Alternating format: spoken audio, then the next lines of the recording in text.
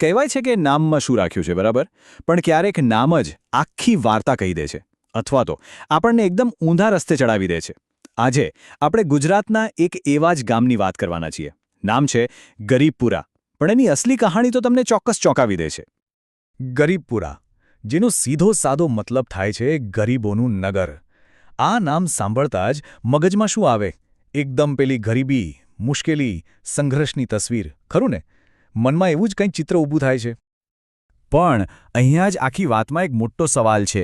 શું કોઈ જગ્યાને ખાલી એના નામથી જ માપી લેવાય? શું ગરીબપુરા ખરેખર એના નામ જેવું જ છે? ચલો આજે આ જ સવાલનો જવાબ શોધીએ.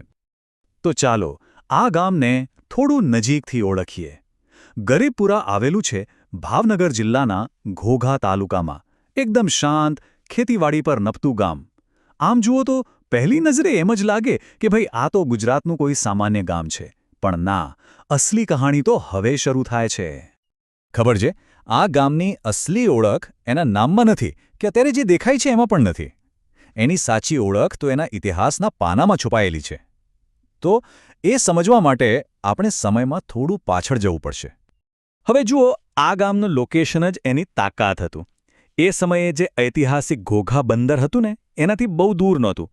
અને ઘોઘા તો એ જમાનાનું મેઇન ટ્રેડિંગ હબ, એકદમ ધમધમતું. તો ગરીબપુરા જેવા ગામડા શું કરતા? એ બંદર માટે જે પણ માલસામાન જોઈએ, જે ખેત પેદાશો જોઈએ, એ બધું અહીંથી જ હતું. એટલે કે આ ગામ ગરીબીમાં નહોતું, પણ બિઝનેસના મેઇન ફ્લોમાં હતું. ચાલો, એ તો જૂની વાત થઈ, ઇતિહાસની. પણ સવાલ એ છે કે શું આજે પણ એ સમૃદ્ધિ છે? તો જવાબ છે હા, બિલકુલ છે. અને ગામની અસલી દોલત તો એની ધરતીમાં, એની જમીનમાં જ છે. અહીંના લોકોનો મુખ્ય ધંધો છે ખેતી. અને જમીન તો જાણે સોનું ઉગાડે છે. અહીં કપાસ, મગફળી, બાજરી, તલ, ઘઉં, આ બધા જ કિંમતી પાક થાય છે. આજ તો ગામની ઇકોનોમીનો મજબૂત પાયો છે. આ કોઈ ગરીબીની નિશાની નથી, આ તો સમૃદ્ધિની સાબિતી છે. અને હજી તો સાંભળો, વાત અહીં પૂરી નથી થતી. ખેતી તો ખલી જ, પણ સાથે સાથે પશુપાલન. એ પણ ગામની આર્થિક વ્યવસ્થાની કરોડરજ્જુ જેવું છે. દૂધ વેચીને જે આવક થાય છે ને, એનાથી ગામનો દરેક પરિવાર આર્થિક રીતે એકદમ પગભર છે. હવે વિચારો, આવી ફળદ્રુપ જમીન કેટલા લોકોને સાચવી શકતી હશે? 2011ના સેન્સસ પ્રમાણે ગરીબપુરામાં 2187 લોકો રહે છે. આ નાનો સોનો આંકડો નથી. આ જ બતાવે છે કે ગામની આર્થિક તાકાત કેટલી છે. ઓકે, તો એ તો પાક્કું થઈ ગયું કે પૈસે ટકે ગામ એકદમ સદ્ધર છે. પણ ખાલી પૈસાથી થોડું ચાલે. એક સારા સમાજ માટે જે ફેસિલિટીઝ જોઈએ એનું શું? ચાલો હવે એ પણ જોઈ લઈએ કે ગરીબપુરા સામાજિક રીતે કેટલું સક્ષમ છે. જરાય નજર કરો. આ બધું જોઈને જે કમ્પ્લીટ, સેલ્ફ સફિશિયન્ટ ગામની તસવીર સામે આવે. બાળકો ભણી શકે એના માટે પ્રાથમિક શાળા અને આંગણવાડી છે. ગામનો વહીવટ ચલાવવા માટે પંચાયત ઘર છે. પૈસા કમાવા માટે દૂધની ડેરી છે અને લોકોની શ્રદ્ધા માટે મંદિરો પણ છે. બધું જ તો છે અહીં. આ એવા સમાજની નિશાની છે જે ખરેખર પોતાના પગ પર ઊભો છે.